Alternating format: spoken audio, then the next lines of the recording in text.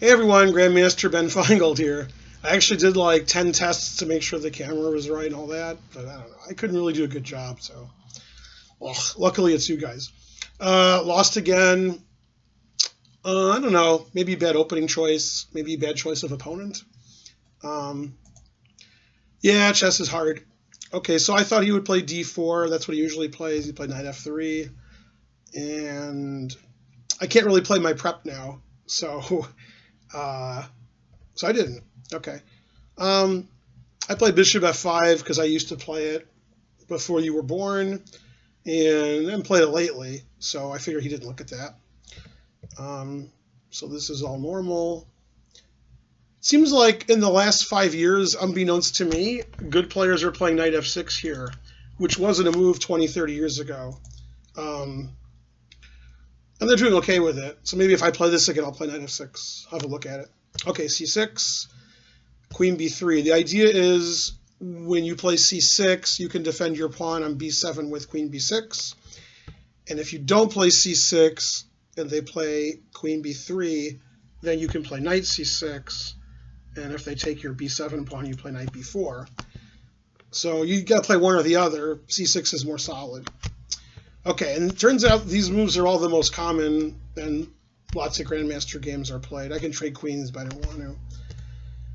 Computer thinks trading queens is better, but results are better with queen c7. So they're still bad for black. And all these moves are the most common. And here seems like black can play knight e7, bishop g6, knight f6, bishop e7. They've all been played. Black's not doing great. Computer says white's better. Okay, I played knight f6. In this position, after h3, looks like he's playing h3 so that when he plays e3, his bishop has a square on h2. And I think that is why he played h3, but that's not what I thought. So I was like, okay, he wants to play bishop h2 if I play like knight h5. But all of a sudden I got very concerned with g4, but I shouldn't have been. So I should just play bishop e7 and castle, but somehow g4 scared me. So I played h5, which isn't a good move. Okay, and then we just played normal chess. He stopped me from castling, and I went back. He went back, and we castled. So both playing pretty slowly here, because I think we're both unfamiliar with the opening and weren't prepared for that. I've had a lot of positions like this where I get up to two bishops and I block. And I thought the best plan for white, I'm not even sure that I'm wrong, was to move his queen off of b3, like queen c2, for example, and then start avalanche of pawns. White should be better there. But he played for e4, which surprised me. He played f3. And the reason it surprised me is when you play e4, you're really weakening d4 square, which I'm already semi-attacking. So, but f3 is really hard to meet. So, okay, I understand. Wants to play e4. Okay, knight d7. And now I basically was upset because when I played knight bd7, I looked at e4, and I looked at bishop d6, and then e4. And for some reason, it didn't occur to me, but it must have, that when he plays bishop to d6, and I move my rook, and he plays e4, that my rook is no longer defending f7. So for example, rook e8, e4, let's just, or I could type up. Let's try to win a pawn. Okay, and I'm winning a pawn because I've defended e4. But now he has bishop c4, and he gets his pawn back, and then some. His f-file's open, the diagonal, just losing for black. So that was the point of bishop d6, was he wants to play e4 and then bust open on the diagonal in the file. And I don't know why I played rook e8, because I thought about rook d8, which is the right move, and then I didn't do it. So I don't know and I thought a while here too, and I was already getting into mild time trouble. The idea of rook d8 is it leaves the e8 square free for the knight instead of my stupid rook. So if he plays e4, I can play knight e8 with dual threats. The problem with his e4 idea is he weakens d4, and if d4 falls with check, he loses c5. So, for example, if you decide to win the exchange and save your bishop from knight takes d6, you're losing everything with tempo. So, I mean, you can win the exchange. I'm going to win like a lot of pawns, and your center's destroyed. So that's okay. After knight e8, actually, the engine says black is at least equal. So, because d4 is weak and d6 is hanging. So rook e8 basically stops e4, which is what I'm trying to do. And I'm trying to play knight e6. I've been thinking about it for the last 8 moves. And finally, I can, if I get my knight to e6, can't really play e4 because his d-pawn's hanging. So that's the best square is e6 because d4 is always going to be a weak pawn.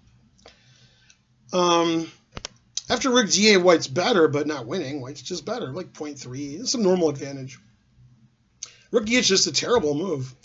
And it wasn't because I was playing too fast. I was, if anything, playing too slowly. Okay, and he played e4. Now, the engine wants to play h4, which I didn't see. And I think the idea is after takes, you play knight h5. And you're threatening this pawn on d4 again. And, if white defends it, sometimes you sack the exchange. Sometimes you play g5. And, you're down a pawn, but it's not that bad. So h4 is the right move because I basically did move my knight but to a bad square instead of h5, which is a good square. So I played knight h7, which is the second best move, and that threatens his d-pawn. And if I take his d-pawn, I take it with check, I take the c-pawn. Okay, so he played the best move, knight e2. And yeah, this isn't good for black because basically I made my only threat against his d-pawn and he defended it, and now he has threats. And I was thinking a long time because I knew that everything I did was bad, but what's the least bad? Yeah. I think the computer plays b6 here, but it takes out f5. Terrible. Okay, so I took and played knight g5, defending my f7 pawn, attacking his e4 pawn. Everything's good for white. Probably taking on d5 is the best. Probably. He played e5, which is also good. I thought he'd take on d5, but nothing wrong with e5. Okay. And I played h4, which computer doesn't like, but he's going to double on the f-file, which he did with his rooks. And then my knight's defending f7, and if he plays h4, then my knight's not defending f7. So I stopped h4. Okay.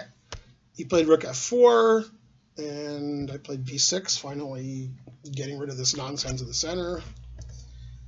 And I want to just keep attacking the center, c5, take on d4, take on e5, destroy the center, basically. Okay, he played rook f1, which probably isn't best. We're going to get into time trouble now. I'm in worse time trouble, but he's catching up. Queen d8's good, I think. It defends my b-pawn. It defends my knight on g5. And it sort of defends h4, because if he takes on h4, I have discovered attacks everywhere. Knight f3 check, knight e4. Queen d8's not bad. Okay, king h1. Probably didn't know what to do. And one idea, I don't know if he had this idea, was to do this and put pressure on everything. The king's better on h1 anyway, so don't have any checks or anything. Okay, and Computers wants me to sit tight and be much worse, but I played f5, which I think is crazy. He could take on Passant. Computer does take on Passant, and then I would take with the knight, threatening his bishop, and then I have e4 for all of my knights. So I can see why he didn't want to let me do that. Computer says it's great for white. But, he played queen c2, threatening my c6 pawn. If I lose my c6 pawn, I'm going to lose my d5 pawn. So I didn't know what to do here. The computer plays c5. Okay, I played rook c8. And he finally made a bad move. Even the moves that he played that weren't the best were okay. He's been between 0.5 and +2 for like the last 20 moves. And his next move gives away almost all his advantage, but now he was getting into time trouble like me. And he played b4, which is really bad. I think the engine just says white's winning here. Bishop f5 and queen f5. I was worried about sacrifices, but I didn't see anything clear. I mean, I still don't, but I mean, he's going to play rook takes h4, and it's really coming in on me. I don't really have a lot of moves to defend too well. My knight on g5 is defending f7, stopping queen f7 check. And my rook can't move anywhere of note. And other pieces can't really move anywhere good. The computer says like white's winning here. I don't blame him for not doing that. That seems unnecessary. Okay, b4 is a mistake. And it's funny, I thought about 3 moves here, but the 4th move is very similar to 2 of them. I just didn't think of it. I thought about knight e4, I thought about knight e6, and I thought about c5. I didn't think about the best move, knight f7, and that's the problem with b4 is his bishop can't retreat anywhere. So if I take his bishop with my knight, my rook gets the open line, his d6 pawn is weak, I can get my knight to e4. Yeah, after knight f7, the engine says white is slightly better, like 0.3, 0.4, but yeah. So, and we both had very little time here. I had less than a minute, and he probably had about 3 minutes. Okay, so I played c5, which is not a good move. But okay, I'm trying to destroy his center. And he played bishop a6, which is... I think that's not the best move, but it's okay. But we're not going to play good here because we don't have any time on our clock. Okay, now that I've said that, we played all the best moves. cd, bishop c8, queen c8, rook c8, rook d4, rook c2, rook e1 are all the best moves. Every move was right. And knight e4. Every move perfect. And even here, he played a piece sacrifice, which was also correct. So he let me win a piece by taking this pawn. So I took a piece, which he saw. And then he played really excellent move here, which I didn't see. Actually, it's probably a draw if he doesn't play the right move here. I think it's an obvious move, but we had very little time on our clock, so playing on the increment. Played bishop c7, attacking my knight by discovery. I have to play knight f8, and takes my b6 pawn. So even though I have 2 pieces for a rook, he has 2 pawns, and he has 2 passed pawns on the queen side. So probably losing. But I have one last chance here, which I missed. I always tell my students, and I yell at my wife a lot about moving her king up in the ending, and yell at my students too. And that's exactly what you have to do here. You want to play bishop takes e5 check, of course, and the right way to do it is to actually play king f7, king e6. And for example, if my king gets to e6, which is hard to stop, and he checks me and I move back, then his e pawn is still hanging. So, yeah. After king f7, the computer says something like 0.9 for white. I'm guessing white's winning because there's 2 passed pawns on the queen side. Wow, pretty strong. Okay. And again, we have no time. So I played knight f4. He played the best move, rook b5, defending his e-pawn and moving his rook away from attack, defending his bishop. I played knight d3. Knight d7 is better, but I think I'm lost anyway. King g1. He was basically making sure I don't have any perpetuals in the corner, take things with check. So king g1's okay. Computer actually plays king h1. Okay, now I thought since his king is getting to f1 and I'll never have any kind of perpetual or anything of note, he's going to queen his a-pawn in the long run. I didn't see how to stop his a-pawn. I didn't see like a plan. And I had no time on my clock.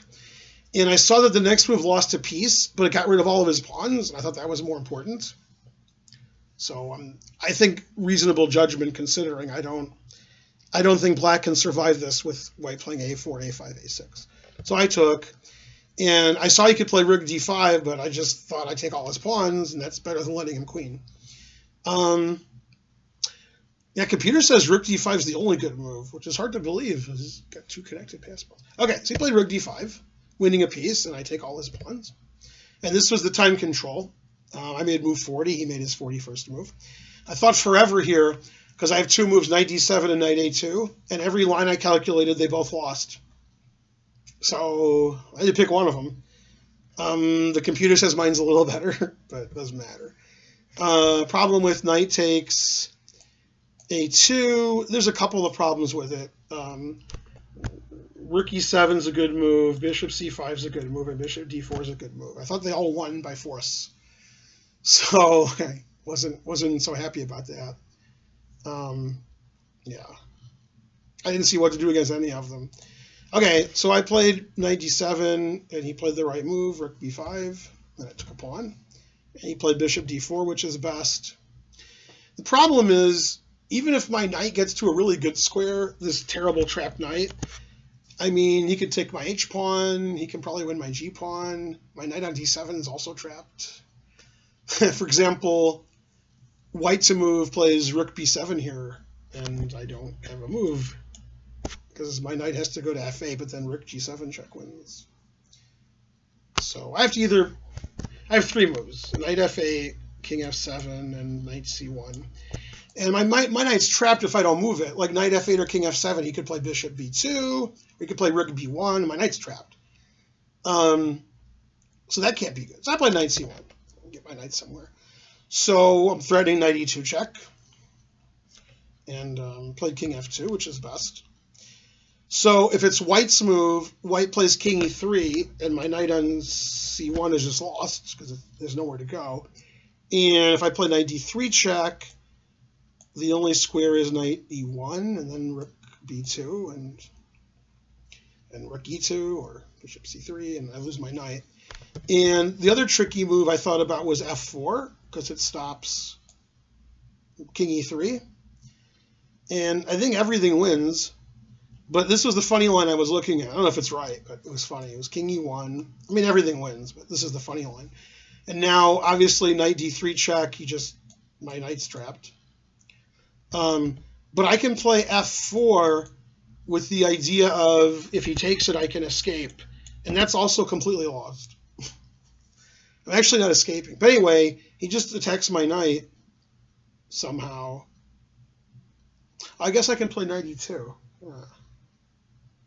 Okay, so I could have played f4 and not lost a piece.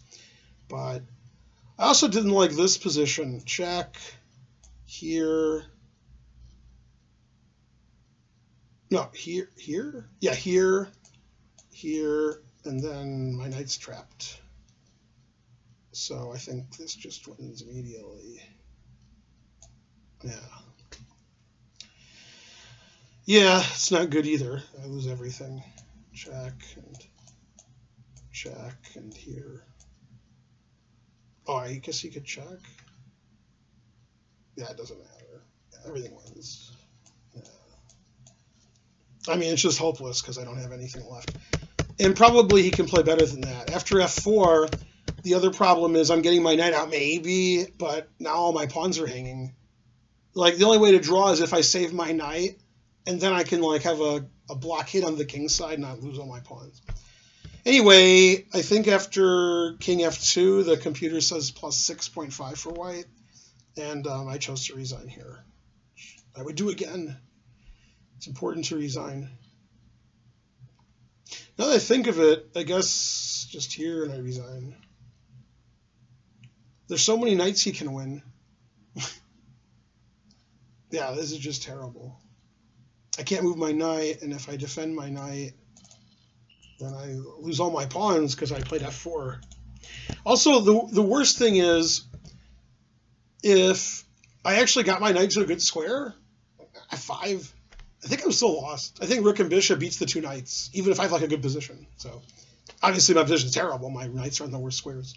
Bishop is great. Pawns are weak. So that was a tough loss because opening probably is worse than I thought it was, even though a lot of grandmasters have played it. And I didn't play it right. Not even sure what I would do differently. It seems like people who do the best are people who play knight e7 and don't double their pawns after you get the two bishops. Take with the knight. But even those people don't do so well. So this line doesn't do very well for black. And I can see why. White has the two bishops and more space, and black is sort of being passive and struggling, which I like to do, because usually my opponents overpress and then beat them in time trouble or outplay them. But the opposite happened. I was outplayed and I was in time trouble. So my opponent, Baryshpolets, something like that, from the Ukraine. I guess yesterday was from Russia, but that's not true. He's from Ukraine, and he's in first place. He's the highest rated player in the tournament. He drew his first game, and he won his next 3. So he has 3.5 out of 4, and he's the only player with 3.5. And he's in clear first. Tomorrow I play Rambaldi, the Italian Grandmaster who goes to St. Louis University, and he's on our Pro Chess League team. I am not playing in the Pro Chess League tomorrow. I was benched by Mike Hummer, and Varakobi and Nicholas Rosenthal, who also play every match, were also benched. So we have Wesley So and 3 people who usually don't play, Swiertz, Sarah Book, and Spencer Lehman. It's a good team. Average rating's 2,500. So it's like the highest legal average rating you can have. It's like $24.99 in tax. So that's a nice team. Swiertz and Zarabuk are actually playing in this tournament here in the A group. So they'll be busy tomorrow night. So watch the St. Louis Archbishops tomorrow night against the Webster Windmills, the 2 best teams in the league, and we're both in St. Louis. And both teams have about 7 grandmasters they can put in the lineup. So very interesting match tomorrow night. All right. Well, hopefully tomorrow I'll do better. I get white my next 2 rounds. I play Rambaldi next round. The next day I play Alejandro Ramirez. So hopefully with the white pieces I'll lose slightly less often. This is Grandmaster Ben Finegold. I've added some stuff to my YouTube page. If you go to the front page of the YouTube page where you see my picture in this terrible swamp, draining the swamp, there's some links you can click on the bottom right, Facebook and Twitter, and donate buttons and all that kind of stuff. And like and subscribe here. We'll try to get to 10,000 subscribers by the time the year ends. That's a nice goal. And I'll see you guys tomorrow. I'll try not to lose 3 in a row, and you guys won't call me a turkey. All right, bye, everyone.